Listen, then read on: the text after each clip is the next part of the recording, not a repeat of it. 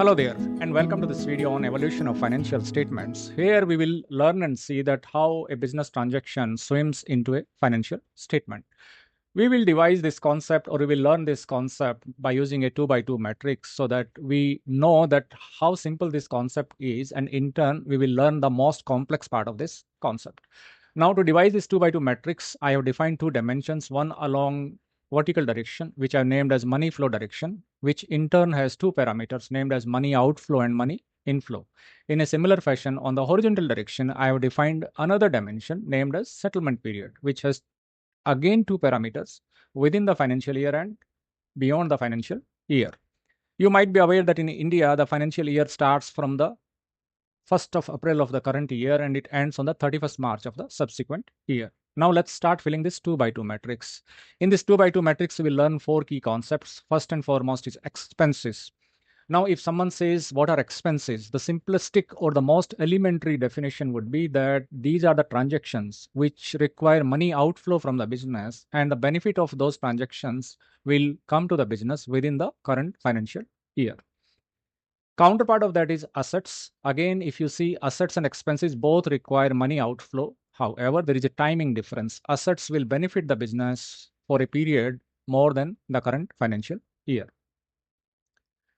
Third concept is income. Here, money will come in the business and these transactions will get closed within the current financial year. In a similar fashion, we have total liabilities. Again, this leads to money inflow into the business. However, these transactions are settled in a period which goes beyond the current financial year. So these are the four key concepts you should remember because they get talked very extensively when people talk about financial statements. Now we will take up example of each of them to learn more details about them. So first and foremost, under expenses, I have given four things: raw material expenses, salaries to the employees, bills payment for various utilities like electricity and telephone, and advertisement expenses by the business. All these require money outflow from the business, and all these will benefit the business in a given financial year. Hence, they get recorded under expenses heading. In a similar fashion, under assets, I have given example of PPE, which is nothing but property, plant and equipment, inventory, receivables, investment, and cash. Don't worry about these terminologies. We will learn them one by one when we walk through the respective financial statements. Now, I already explained what is PPE, property, plant and equipment. Sometimes you will come across a statement that business might be capitalizing the expenses.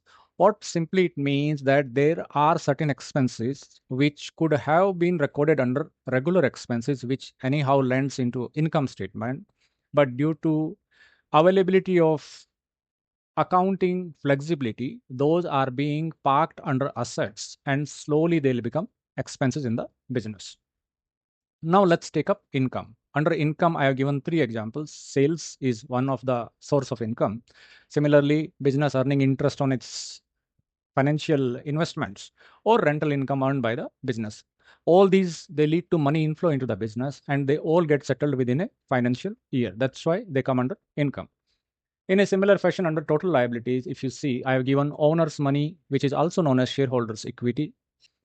Net profit, the money earned by the business, which it is holding to grow further instead of distributing that money to the shareholders. Similarly, lenders like banks, which give loans to the business. And trade payables is nothing but the supplier money, which business is yet to pay. All these, they come under total liabilities. They all lead to money inflow into the business and they all get settled beyond the current financial year. Now, moving forward, there is a very, very important concept coming up now, which is the assets and the total liabilities, the right side of the two concepts. These two, they get recorded on the balance sheet of a business. In a similar fashion, the left side, expenses and income, they get recorded under a financial statement named as income statement. And I said in my first video that these two financial statements, they are sufficient to report all the transactions that happen in a business in a given accounting period. Now, another key element you should notice is that both expenses and assets, they are cousin in the sense that they both need money outflow from the business. However, there is a timing difference. One gets settled within the financial year, the other one gets settled beyond the current financial year. In a similar fashion, income and total liabilities are cousins. They both lead to money inflow into the business. However, like expenses and assets had a timing difference, income and total liabilities also have a timing difference. With this, I conclude this video and I hope to see you soon in the next video. Until then, best wishes.